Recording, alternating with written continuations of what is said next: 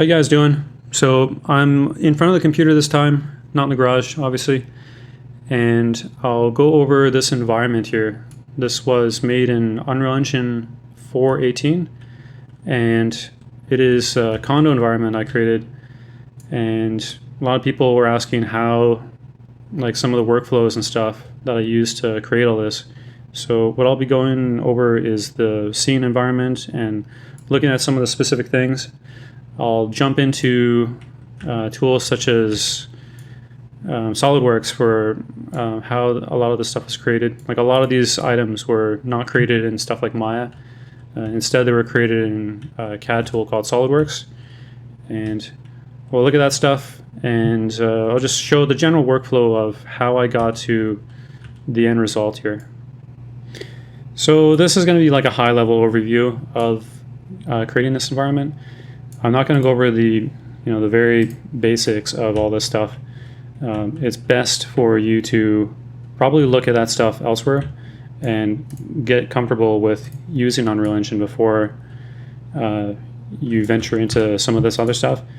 But once you have an idea of the interface of how everything works and stuff, how to navigate, and this also includes stuff like generating assets. So, like, for instance, to make this kind of stuff, like, it's not just Unreal Engine. Like, you're talking modeling, you're talking texturing, fundamentals of shading and stuff like that.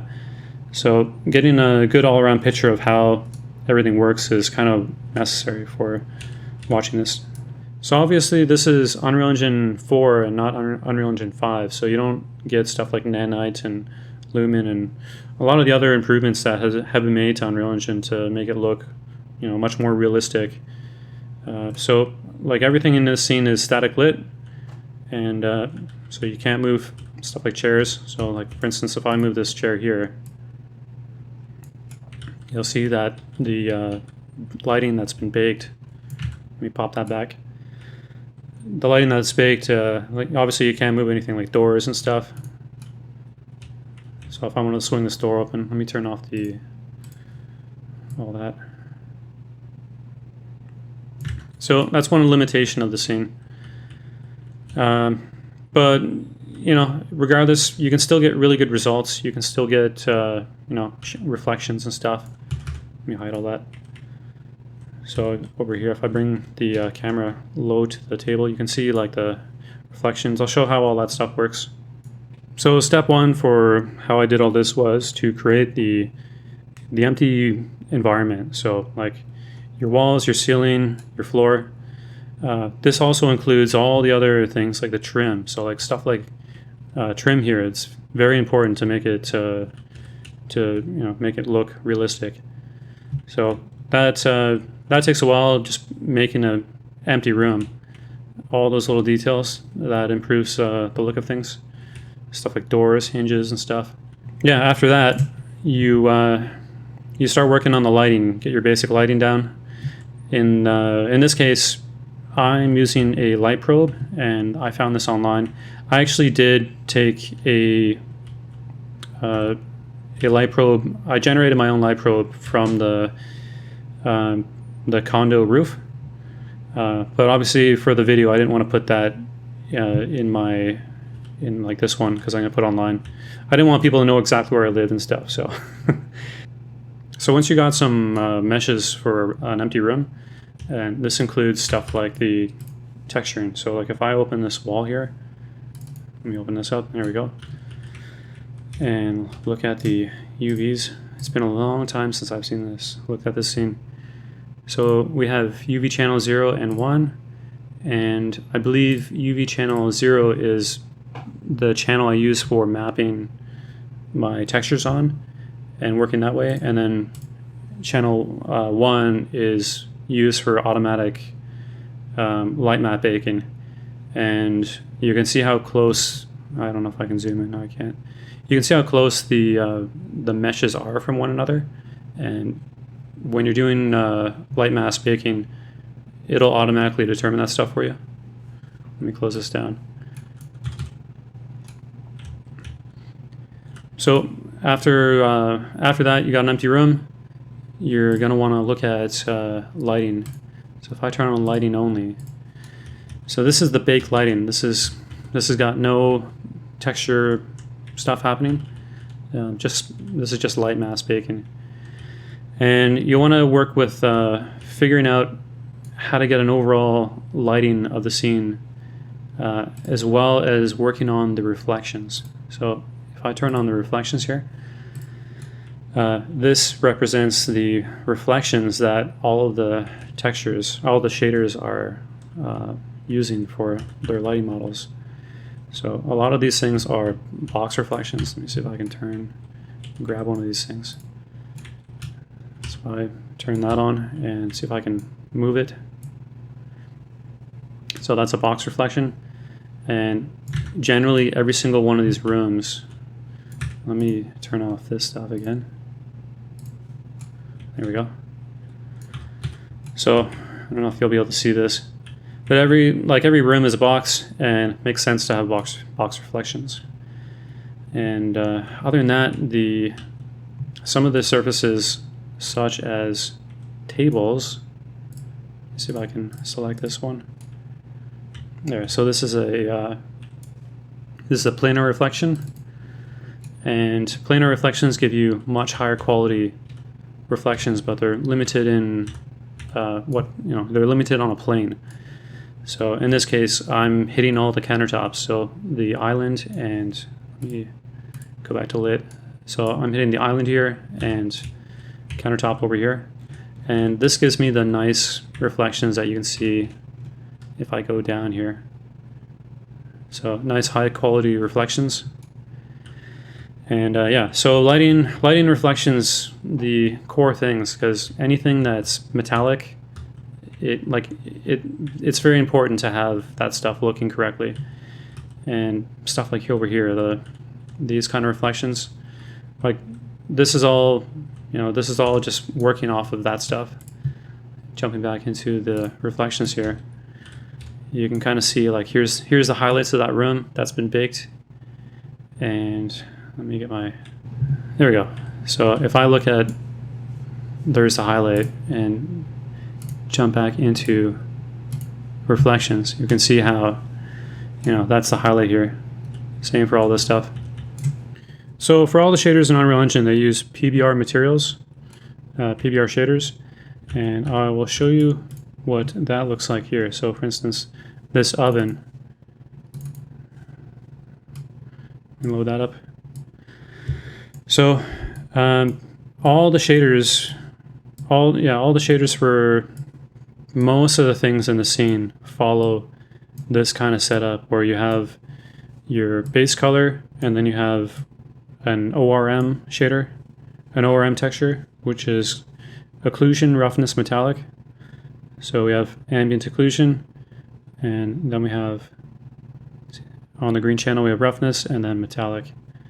And if I open this up, that's what it looks like. And this just allows you to bake in, well, not bake in, but use each individual channel differently. So if I look at just the red channel, the occlusion, so this was baked in Substance Designer, Substance Painter, I forget which one. And yeah, so a lot of this is just working with that and then baking that out. This way you don't have individual texture files for each one of these grayscale images. And close this. On this oven, I had also an emissive color, and that was just for the you can see up there the LED. When you're working with this kind of stuff, you want to make sure you turn off sRGB, because you want to be working with linear colors, linear channels. And if I make this smaller, you'll notice on the oven, it's got this brushed material look, which looks really nice. And same with everything else here. Same with the microwave. And the way you accomplish this stuff is through the normal maps.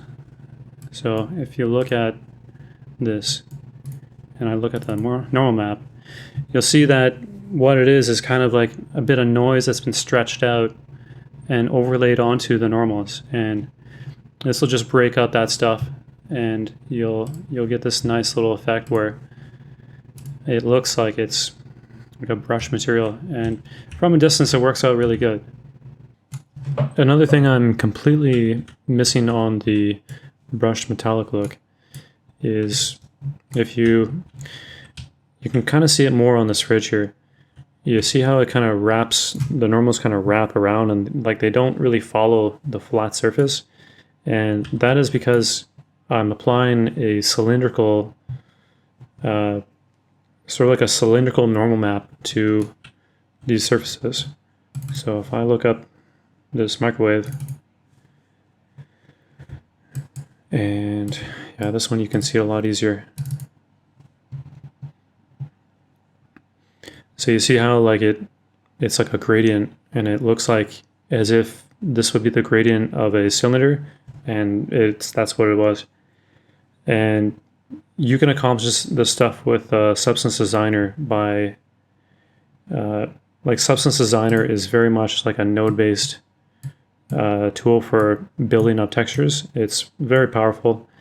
You can do similar stuff directly in Unreal Engine, but you're complicating your shaders that way. And really what you want to be doing in Unreal Engine is baking everything down into like simple nodes, as simple as you can. And that way, like the complexity, like the node structure of getting this, because it has not only like the baked normals, but it has like, you can see the vertical noise there, and then also the like the warped normals as well, like the overall warp normals from like a cylindrical shape, getting all that in there. Some of them, like this one here, like it's warped, but it's also rotated a bit. And yeah, in Substance you can preview and kind of work with the model directly and see what the results would look like. When I was starting out with Substance and getting that into Unreal, I started out using the Substance plugin for Unreal, and that allowed me to bring an archived, I think it's called archived, an archived Substance node graph into Unreal, and then I could parameterize that whole thing. So I could be tweaking the Substance shader itself, which is generating all the textures inside of Unreal Engine, and that way I could see exactly how it would all look like in Unreal Engine. Unfortunately, I had to scrap all that after, because doing it that method, you cannot stream textures, because the textures are generated on the fly, and your textures are always maximum resolution, which ends up being very costly in the end. And you really don't want to be doing that. You want to be baking everything back down to maps, and then that way with a given texture map, you can have mip-maps, and you can see over here number of mip-maps, number of MIPS, so 12. And this is like, what this is dividing your texture. This one, so this one's import at 2K, but it's dividing down into like pretty much a thumbnail, like the tiniest thing. And what happens is, let me close this, as you get further away from a given texture, like this couch right now, the color channel and practically all the texture maps for it, they're not the full resolution, and they're only being streamed in the resolution that is required. So if I'm looking at a scene that has a lot of stuff in it from here, like the fridge and all that, like it might only be showing a 512 pixel textures, whereas like if I then zoom in to more close up on the surface of something, then it's going to be streaming in and loading in the full 2K. I think I limited all the textures to a maximum of 2K. But yeah, that's how the mip mapping works. Now for stuff like glass, glass in Unreal Engine 4 was really difficult to get to look good. I know in Unreal Engine 5, like you practically have like full ray tracing, refraction and everything. In Unreal Engine 4, you don't get that, so you're stuck having to cheat and do other ways. on this, so this is basically just like it's modeled. I'll see if I can open this.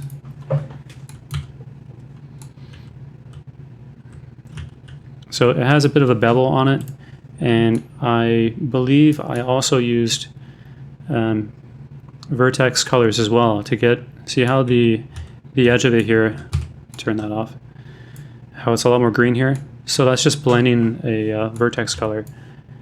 And if I open up the material, so this is the parent, and then here's the base material. So yeah, I'm looking at this for the first time in a while. So for the refractions, we're going through Fresnel and a bit of lerping, and on the opacity. So on the opacity here, I believe this is to get that nice edge of the glass. And yeah, so that's just lerping again, and some of these values are parameterized. Base color of green, and we got some metallic and roughness, some zeros and ones. Unfortunately, I don't have Substance Painter and Designer anymore, and I believe Adobe bought all that stuff from Algorithmic. And but I'll just show you the kind of the workflow that was done in that. So in those tools, you apply material types based on IDs for like material IDs, and those material IDs are just like just color painted texture maps that you would do in something like I use Maya, but you could use Blender, you could use whatever. And for instance, on these chairs here, we have two materials. We have this chrome color, this chrome metallic, and then we have this leather, which is on the top here. So you would have like one channel which is like all green for the leather, and then like red for all the chrome. Materials that are, or models that are more complicated, maybe like this oven, you would have more, and then possibly you would have multiple texture files for that. And yeah, based on the material ID, you apply your textures in the substance tools, and then after that, you do things such as weathering and that kind of stuff. So that'll look at stuff based on the material, like occlusion maps and other maps that are baked from the baking process.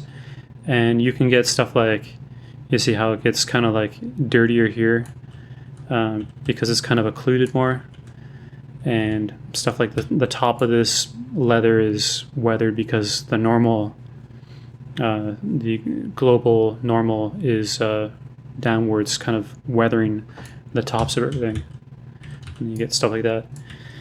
Another effect that you get when baking is stuff like this. So like this is kind of like an edge detection thing, and in those tools, when you're baking, you can bake out those channels, and then with the smart materials, you can apply materials that make use of all these baked materials. It's really an interesting tool. If you've never used it, check it out. It gives you really nice results really quick without a lot of effort. So for the modeling side, let's look at the oven again.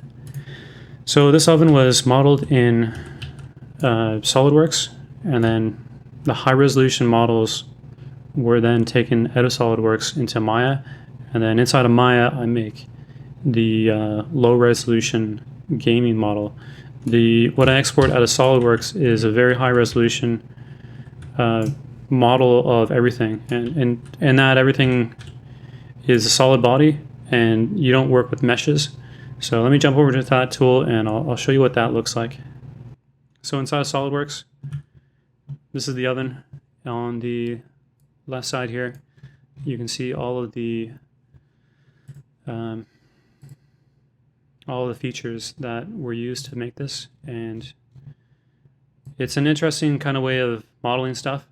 It's a parametric system where you start, and you can always go back in time and change something like an extrusion or something. Like if I wanted to go back and then like this cut extrude, if I wanted to change that, I could go in here, and it's 6 millimeters, if I change this to, let's say, 20 millimeters. There we go. So let's push down more. And so I had the benefit of having this oven in the condo, so I could just model it by going up to it and just measuring everything. So no guessing of things like, what an oven looks like or trying to work from reference photos. It's far, far better to work from an actual oven and just measure things.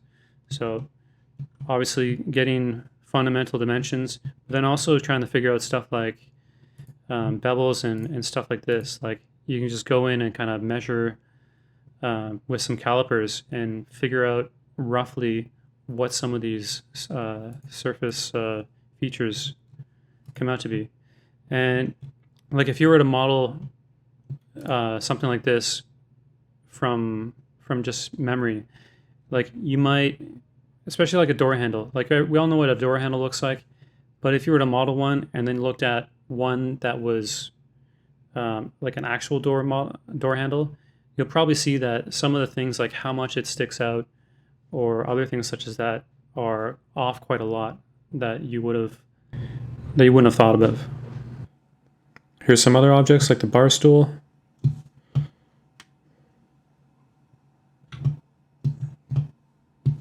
This pulley light I saw in a photo, so I just made it. I didn't have this one.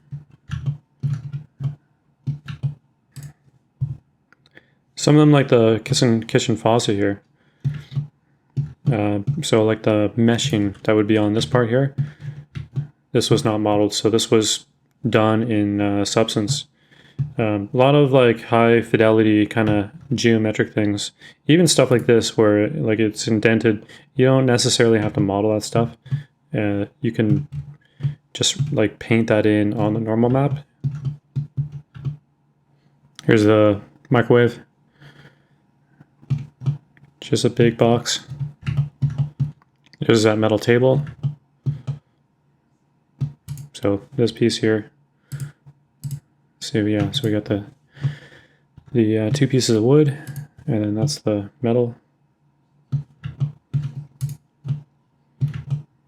When you look at the CAD file, the stuff looks very plain, and what makes these models come to life is all the texturing. Here's a shower faucet. Like a lot of these objects, they're very simple. There's not a whole lot to them. It's just when you add them all together, like you can start making things look realistic. The toilet has a bit more of a complex shape to it. So that's how that looks.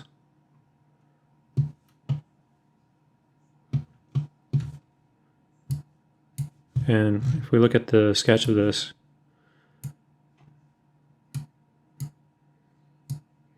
so this was all lots of surfacing.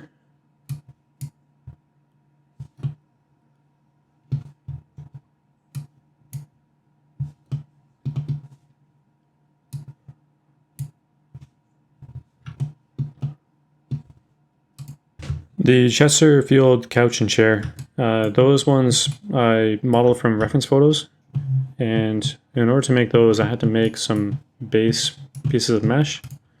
So here's what they look like. So low poly modeling, and that's how it looks when it's smoothed out. And yeah, you got like different seams and stuff. And then when you put them all together, you start getting stuff like this.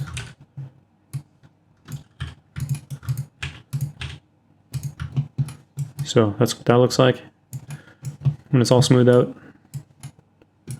And I'll load up the final couch. Okay, so there's a chair. Yes, let's do it. So there's a high resolution chair all modeled out. So stuff like going around the corners and stuff, this was done with, I believe, lattices and probably wire deformers. Or it might have just been wire deformers. And actually, I might have a file that actually shows how I did that. But yeah, that's how it looks. All made of just those little elemental little pieces. And then here's the chair, or the couch. So this is how it looks when it's not subdivided.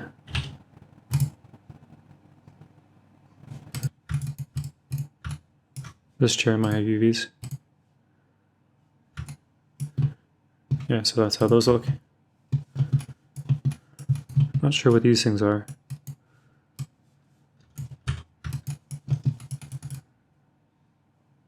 Oh, the buttons. So yeah, lots of little buttons. And yeah, so UVing. So the way I went ahead of doing all this stuff is selecting chunks. Like if I were to select this piece here and then isolate it from the shell of other ones, and I would do that for all of these, and then I did a relaxing, unfolding and optimizing, and just doing that and just letting it relax out into its natural shape. That worked very well. And I believe in Maya you can show the stretchiness. Yeah, there we go. So we can see here like the stretchiness. I'm not sure what this is here, probably a little button. That's the bottom. But yeah, the colors represent, well, we can't see any colors, but like red is like it's shrunk too much in terms of from UV space to world space. And you see a gradient between red and blue, depending on how much it's expanded and shrunk. For getting the game assets transferred over, so what I've done here is a mesh that has been exported out of SolidWorks. And you can see here it's just very high resolution. And over here, this is a low resolution modeled version of it. And this one should also have UVs.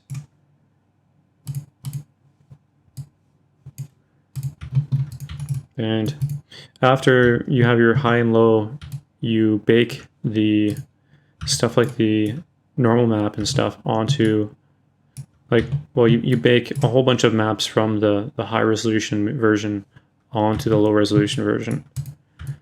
And in cases where you have like multiple materials, or also even like meshes that overlap, you can't just necessarily go in and like, for instance, have this and the corresponding one over here. You can't have them like intersecting with stuff like the door hinge. So I'll load up the file set up for baking in Substance, and then you can see what I mean with that. So over here now we have a disassembled oven. So let's turn on wireframe on shaded so it's easier to see. And if I take the high, so like that's the high and that's the low, and they're all separate that way. That way when the baking happens, you don't have issues where geometry intersects with each other, and they just have to line up on the same space. And this mesh is only used for baking, and then it gets reapplied on the low-res model inside of Substance for setting up the final materials and stuff. So back in Unreal, some of the things, once you have all your models, by going through all that, you know, modeling and generating low-resolution maps and models and stuff, you get all back inside of Unreal, and you got to start assembling things and optimizing.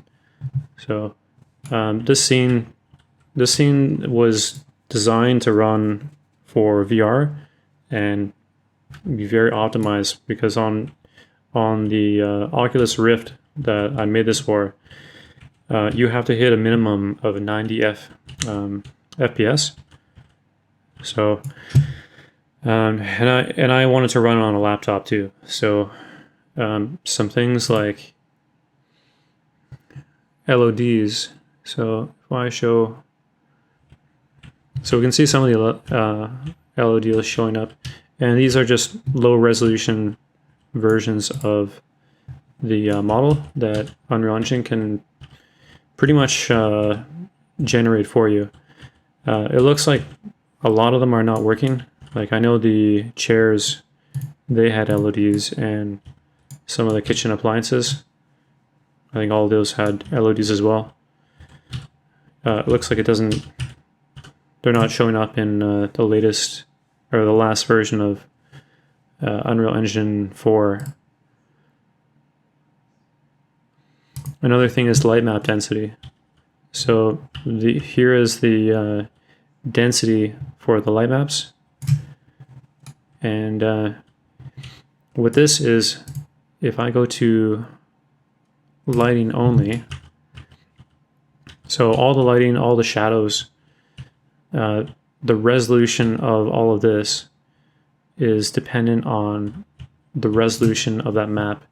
So you notice that the walls were red. It's because I wanted to be able to get sharp shadows, and even that, like that's not a sharp shadow at all. Over here, those look pretty good. And then some things just, you don't need to have very sharp shadows at all. So if I jump back to showing that, there it is. So for every object, I went through and tweaked every single one and just found a density that would just work for the entire image, for the entire scene. So some things like this screen here, obviously didn't need it very much. And then just more detailed oriented things like the handles and stuff. Primarily the walls. And it looks like the, yeah, these had to be very high. I wonder why. Oh yeah, yeah, so these were very high just to get that shadow of the toilet seats. So without having a high value for those, they would just show up all pixely and you wouldn't get that fidelity. You can see the low resolution shadow on the ground, how that looks, and that's how it looks in the final image. Shader complexity. So most shaders had the same setup. So for instance, the couch over here. Couch is a little more complicated. But it looks like just some tweaks to the normals. But primarily the shaders are all baked from maps, and they're all following the same sort of setup. Some of the most difficult things with getting the scene looking correctly was, well, the main thing was the floor actually. So getting nice reflections from views like this, it was very difficult to get this working in Unreal. And a lot of this was due to just finding the right value for the sharpness of the reflections. And you can see from, I believe it is over here. So on some angles, the reflections just don't work at all. But like you have to go back and look through the reflections pass, and you have to really tweak this until you get reflections that make sense. Because like this reflection map is like, it's not accurate, it's not realistic, but it attempts to be, and a lot of the things that you're doing with this is just trying to find compromises that work for the whole image.